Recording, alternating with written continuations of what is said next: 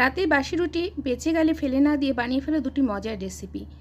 এখানে প্যান গরম করে তাতে দিয়েছি তেল। তেল গরম করলে তার মধ্যে দিলাম একটা ডিম, তাতে দিয়ে দিলাম স্বাদ অনুযায়ী নুন আর গোলমরিচের গুঁড়ো। এরপর বাসি রুটিটা এর মধ্যে দিয়ে চেপে নিলাম আর তারপর উল্টে পাল্টে এইভাবে দু একবার ভেজে নিলাম।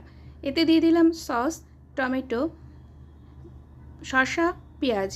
এবার এটাকে র্যাপ করে নিলেই ইয়ামি ইয়ামি এগরোল তৈরি হয়ে যাবে। সকাল সকাল ডিম খেতে ইচ্ছে না করলে রুটির মধ্যেই দিয়ে দাও সসটা স্প্রেড করে তার মধ্যে দিয়ে দাও শসা কুচি, পেঁয়াজ কুচি, টমেটো কুচি, চাট মশলা, গোলমরিচের গুঁড়ো আর খুব সামান্য পরিমাণে নুন।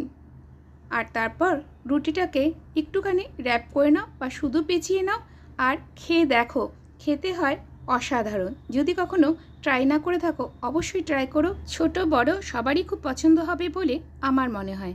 অবশ্যই ট্রাই করো কিন্তু।